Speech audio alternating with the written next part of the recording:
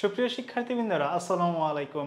আজকে আমরা ভূগোল দ্বিতীয় পত্রের সাজেশন ক্লাস সম্পর্কে একটু আলোচনা করব বা একটু সাজেশনমূলক তোমাদের ধারণা দেওয়ার চেষ্টা করব। তাহলে চলো শুরু করা যাক।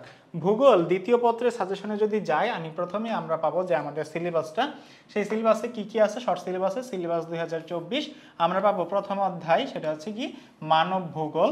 তারপর পাবো দ্বিতীয় অধ্যায় জনসংখ্যা, চতুর্থ অধ্যায় কৃষি, পঞ্চম অধ্যায় খনিজ ও শক্তি সম্পদ, ষষ্ঠ অধ্যায় শিল্প, এবং আমাদের আরও একটি অধ্যায় রয়েছে, সেই অধ্যায়টি হচ্ছে মানচিত্রে অভিক্ষেপ, তাই না? সেটা হচ্ছে আমাদের ব্যবহারিক অধ্যায়।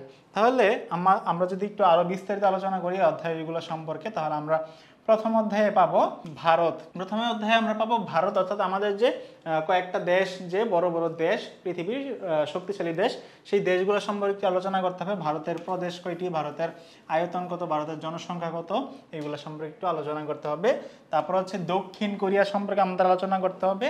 তারপর হচ্ছে আমরা জাপান পর্ব, সর্বপূর্বের দেশ জাপান। জাপানের 4টা দ্বীপ রয়েছে, হনশু, হোক্কাইডো, কিউশু, শুকুকু, এই দ্বীপগুলো সম্পর্কে একটু পড়তে হবে।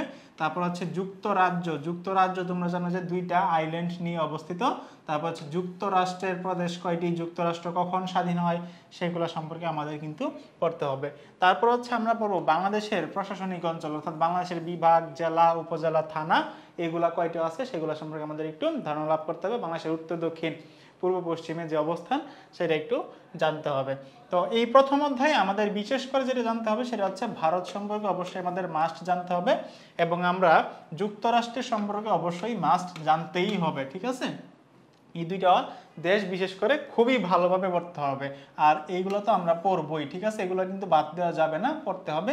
বাট এই 2টা খুব ভালোভাবে আমরা পড়ব। পরবর্তীতে আমরা দ্বিতীয় অধ্যায়ে যদি যাই, আমরা পাবো জনসংখ্যার জনমিতিক উপাদান। যেমন এই জনমিতিক উপাদানগুলো কি কি, এই যে জন্মহার, স্থূল জন্মহার, জনসংখ্যার ঘনত্ব, তারপর মৃত্যু হার, তারপর হচ্ছে বয়স দল, বয়স কাঠামো, এই যে জিনিসগুলো আছে জনমিতিক উপাদান, এই জনমিতিক উপাদানগুলো সম্পর্কে কিন্তু আমাদের পড়তে হবে। এই জনমিতিক উপাদান যদি আসে আমাদের অবশ্যই এখানে 8 থেকে 10টা জনমিতিক উপাদান কিন্তু আমাদের লিখতে হবে, যদি গ অথবা ঘ নাম্বার প্রশ্ন যদি আসে, ঠিক আছে? গ অথবা ঘতে যদি আসে তাহলে আমাদের অবশ্যই 8 থেকে 10টা পয়েন্ট লিখতে হবে। তারপর হচ্ছে অভিগমনের কারণ, অর্থাৎ কি কি কারণে আমরা অভিগমন করতে পারি, অভিগমনের ধরন, অভিগমন কয় ধরনের হয় আমরা জানি 4 ধরনের, এবং এর প্রভাবটা কি। এক জায়গায় মানুষ হচ্ছে বেড়ে যায়, জনসংখ্যা বেড়ে যায়, আর এক জায়গায় কমে যায়, সেটা একটা প্রভাব হইতে পারে। এরকম যে প্রভাবগুলো আছে সেগুলো পড়বা।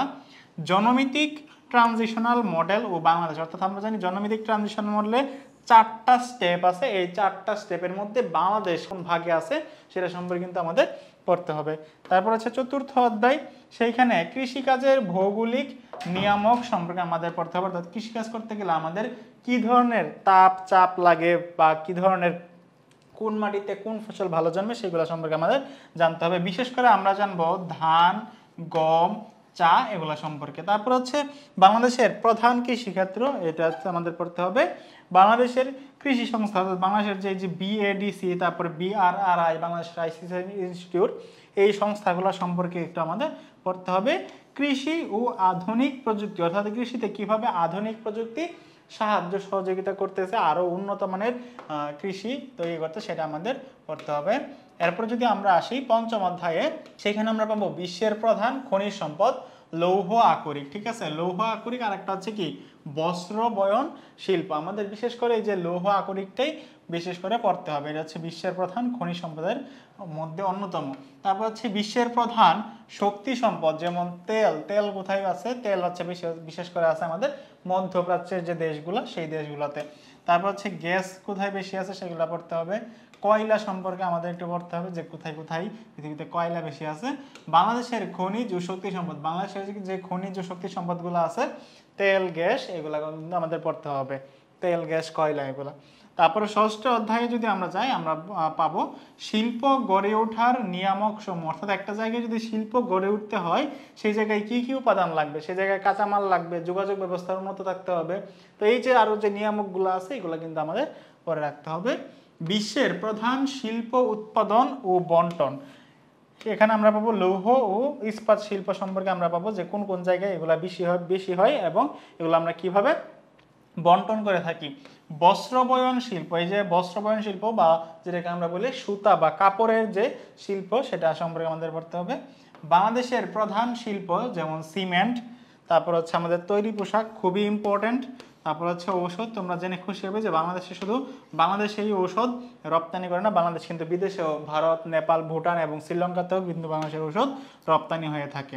বাংলাদেশ ও ভারতের শিল্পের তুলনা, অর্থাৎ বাংলাদেশ ও ভারতের যে শিল্পের তুলনা রয়েছে সেই তুলনাটা কিন্তু আমাদের করতে হবে। এবং এইখানে অবশ্যই আমরা শেষে লিখে দেওয়ার চেষ্টা করব যে বাংলাদেশ যেহেতু ভারতের থেকে পরে স্বাধীন হয়েছে, বাংলাদেশ কিন্তু এখানে একটা ভারতের সাথে মোটামুটি একটু ওভারকাম করার চেষ্টা করতেছে, ঠিক আছে।